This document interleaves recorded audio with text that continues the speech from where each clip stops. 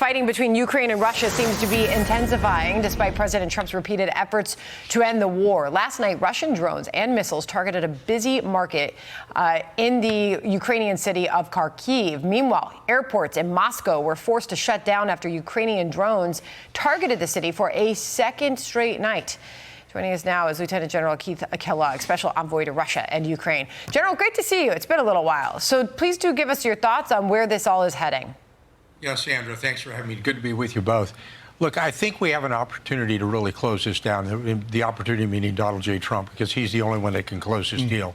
He has said repeatedly, stop the killing, and that's what we really need to do. And right now, we've got the Ukrainians in a good place. What I mean by a good place, from our perspective, they've agreed that they want to have a comprehensive, and I define comprehensive as sea, air, land infrastructure, a comprehensive ceasefire for a minimum of 30 days, which can be extended. They're willing to do that today. And when I came out of London 2 weeks ago, we sat with what's called the Coalition of the Willing, primarily led by the French, the British, and the Germans, that they want to have this comprehensive ceasefire with a lot of conditions assigned to it. And the Ukrainians agree to it. Now, they don't like them all, but we kind of driven ourselves to a position where I believe, honestly, that this is where we can go. So I think we're close. The one man who can deliver it, I believe, is President Trump, as long as Putin agrees. And that's one of probably our impediment to progress, is the president of Russia right now not agreeing to it. So you had Marco Rubio on NBC a week ago saying that this week, which was last week, was going to be critical in terms of how this unfolded. Then you had President Trump appear in the same program on Sunday. And here's what he said about the potential of maybe walking away from trying. Listen here. What's the red line for you? At what point do you say, that's it, we're walking away? Well, you'll know. I mean, there'll be a time when I may say that. And if I do, there may be something I can't, maybe it's not possible to do. There's tremendous hatred, just so you understand.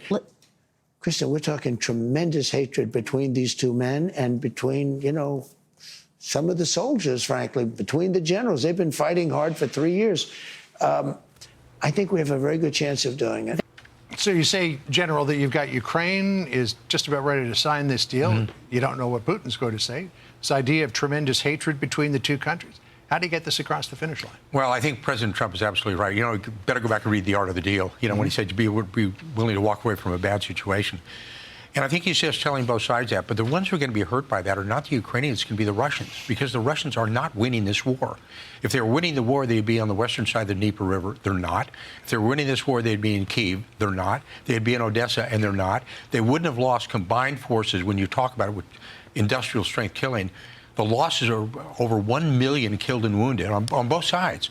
And so when people say he's winning the war, if he just comes to an agreement right now, ceasefire in place, I think then he said, okay, he's kind of accomplished everything that he may want to and just step back from that. And we're kind of saying both sides, when you come to negotiations, neither side's going to get everything they want. But this is which I think is it's a good deal for both sides.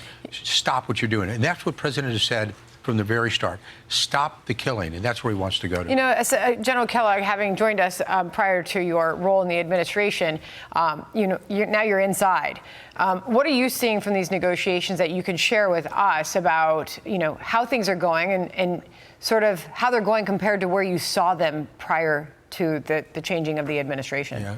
You know, Sandra, it's a great question. Let me just focus on the Ukrainians and Zelensky. You know, I came out of that absolute debacle, a train wreck, watching it live in the Oval Office. And then you see what happened just a couple of weeks ago in Rome when the president of the United States sat with the president of Ukraine one-on-one in those two chairs in the Vatican. I think we've come a long way. I think part of the realization is, and the president kind of hit that, you know, when you've been fighting for over 3 years of war, you kind of get tired of it. There's got to be a way out of this thing. And I think both sides, I hope both sides are looking at that. I know the Ukrainians are. The Ukrainians want some type of security guarantees. One of them that they got was that a deal on precious metals and precious minerals. They've got that deal. And I think what we're saying to them, and the Europeans are saying as well, there are certain things we can do. We understand it's not going to be a perfect deal, but the Ukrainians are ready for it, I believe, today.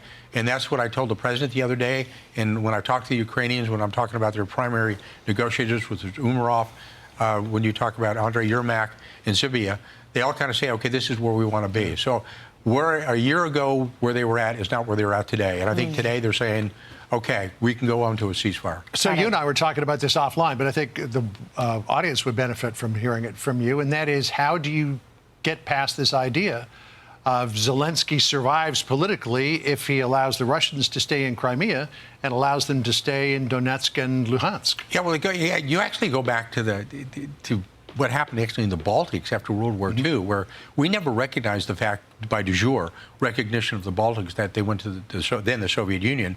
We said that over time things will change, and that's what you kind of tell the Ukrainians. The same thing. When you look at what happened in Germany, the Germans always wanted to unify Germany after World War II. They didn't get it right away, but eventually they got it. So you tell the Ukrainians, look, this is one of those things that's going to be evolving over time. And if you do a ceasefire in place, the ground that you own, the ground that you fought for, that's your ground right now. What happens 5 or 10 years down the line is different. And you don't have to basically freeze everything in place. Right. And we've got that right now. The Ukrainians are willing to do a freeze in place, what I call a ceasefire in place. And then we'll, for a period of time, they're willing to set up a demilitarized zone. What they basically said is, we'll back up 15 kilometers, you back up 15 kilometers to the Russians. So you got this 30-kilometer, 18-mile zone that you can actually observe. And you can actually say, okay, are there any intrusions? And then you've got what's called the coalition of the willing. That's the British, the French, the Germans, plus right now at least 12 other countries are willing to put forces in an air cap west of the Dnieper River, not east. That's going to be a ceasefire force to actually slow this thing down. And if you get to 30 days, John, I really believe this. You get to a 30-day ceasefire, it'll get extended. And it is so hard hard to do this when you're a military guy, is to restart a conflict. And I don't think they will. I think it's going to be, maybe sit back and said, well, thank you, we finally got out of this. And the one guy who can deliver that, I firmly believe this, only one person in the world that can do that is Donald J. Trump. And I think he'll do it. All right, General Kellogg, great to have you back on the program, and good to see you. Thank you so much. Senator. All right. Thanks, General. Hey, Sean Hannity here. Hey, click here to subscribe to Fox News YouTube page and catch our hottest interviews and most compelling analysis. You will not get it anywhere else.